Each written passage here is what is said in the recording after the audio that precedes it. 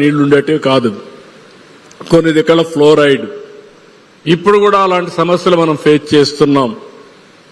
ఒకప్పుడు కరువు అనేది భయంకరం.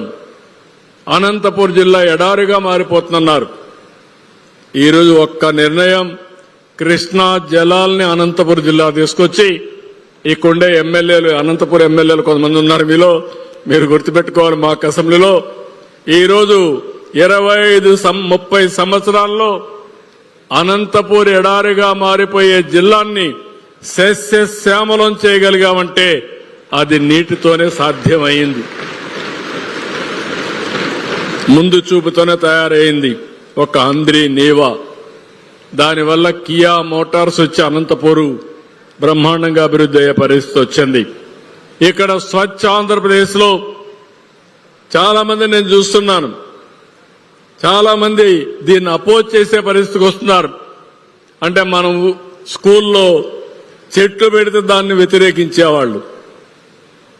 దానికి కూడా నేను గవర్నమెంట్ స్కూల్ ఎడ్యుకేషన్ అభినందిస్తున్నా. ఏదైతే గ్రీన్ పాస్పోర్ట్ పెట్టారు, నేను ఒకటే చెప్తున్నా, మీరు ఈరోజు చేసే దాని మీద మీకు తృప్తి ఇప్పుడు కనపడదు, కానీ మీరు పెట్టిన చెట్టు పెద్దదై ఆ చెట్టును చూసినప్పుడు మీ జీవితంలో ఎక్కడ లేని సాటిస్ఫాక్షన్ ఉంటుంది. నేను ఐఎస్పీ తెచ్చాను హైదరాబాద్ లో, ఆ రోజు ఒక చెట్టు నాటాను. ఆ ఐఎస్పీ పేరు పెరిగింది, బ్రహ్మాండమైన ఇన్స్టిట్యూషన్ అయ్యింది, ఈ చెట్టు కూడా పెరిగింది. నేను పోయినప్పుడంతా చెట్టు చూపించి, మీరు పెట్టిన చెట్టు ఒక వృక్షం అయింది, బ్రహ్మాండమైన ఫలితాలు ఇస్తుందని అక్కడ చెప్తే అది చూసి ఆనందపడుతున్నానని చెప్పి కూడా నేను మీకు తెలియజేస్తున్నా.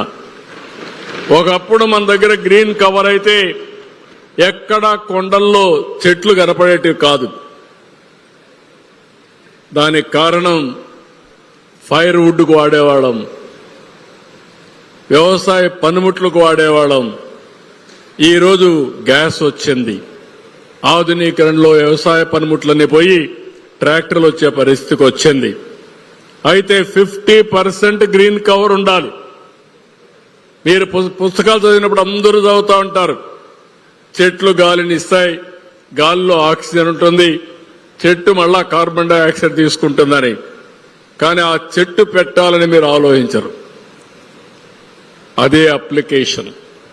అది కానీ మనం చేయగలిగితే ఒకటి, రెండోది విలువలు. మన పరిసరాలు పరిశుభ్రంగా ఉంటే సరిపోదు.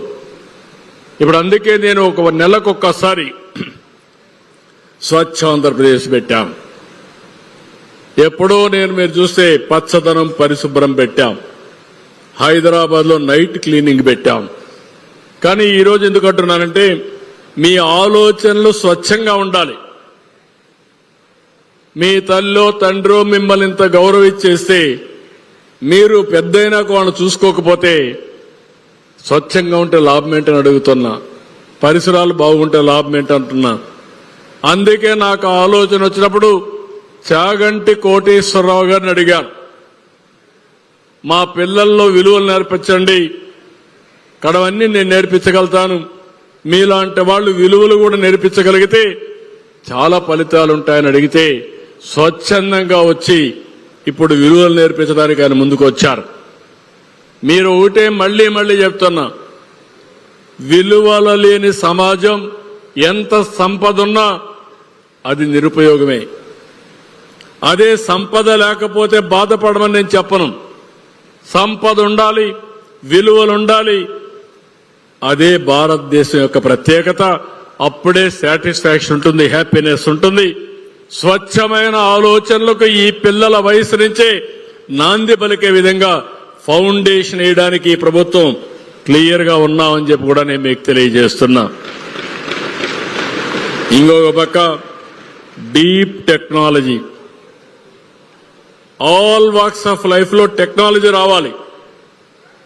ఒకప్పుడు సెల్ ఫోన్ లేని రోజు నేనే పోరాడా, నా మీద అందరూ ఎగతాళి చేశారు.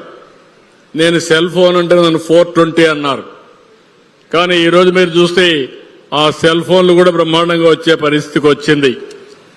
అంటే ఎందుకు ఈ విషయాలన్నీ మీకు చెప్తున్నానంటే, ఈరోజు స్పేస్ టెక్నాలజీ వచ్చింది, డ్రోన్ టెక్నాలజీ వచ్చింది, ఏరోస్పేస్ వస్తున్నాయి, ఎలక్ట్రానిక్స్ వస్తున్నాయి.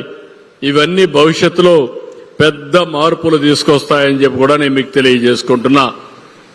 అందుకే ఈరోజు నేను ఆలోచించేది మీ అందరి ద్వారా, భారతదేశం అగ్రదేశం కావాలంటే ఈ 10 ప్రిన్సిపల్స్ అప్లికేషన్ కోసం ప్రతి సంవత్సరం ఏం చేశామో మీ స్కూల్స్ లో పెడతా.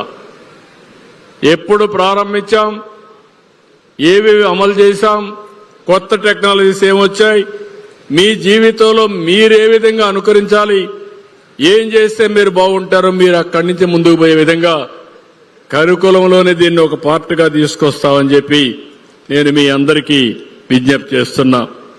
ఈరోజు ఇంకొక పక్కన ఈ మీ యొక్క మాక్ అసెంబ్లీ చూసా, బ్యూటిఫుల్ గా చేశారు. క్వశ్చన్ అవర్, 0 అవర్, నాకు మళ్ళా ఒకసారి రిమైండ్ చేశారు మీరు. స్పెషల్ డిబేట్, ఇవన్నీ కూడా చాలా డీటెయిల్డ్ గా చేసి చర్చలంటే ఎట్లుండాలనో, ఏ విధంగా అర్థవంతంగా ఉండాలనో చేశారు. దానికి మనస్ఫూర్తిగా మిమ్మల్ని అందరినీ అభినందిస్తున్నా, ధన్యవాదాలు తెలియజేస్తున్నా. ఇది ఇన్ని కాకుండా ఇంకొక పక్క నేను మిమ్మల్ని అందరినీ కోరేది, మీ జీవితంలో ఏం కావాలనుకుంటున్నారో బ్రాడ్గా మీ మైండ్ కూడా ఫ్రేమ్ చేసుకోవాల్సిన అవసరం ఉంది.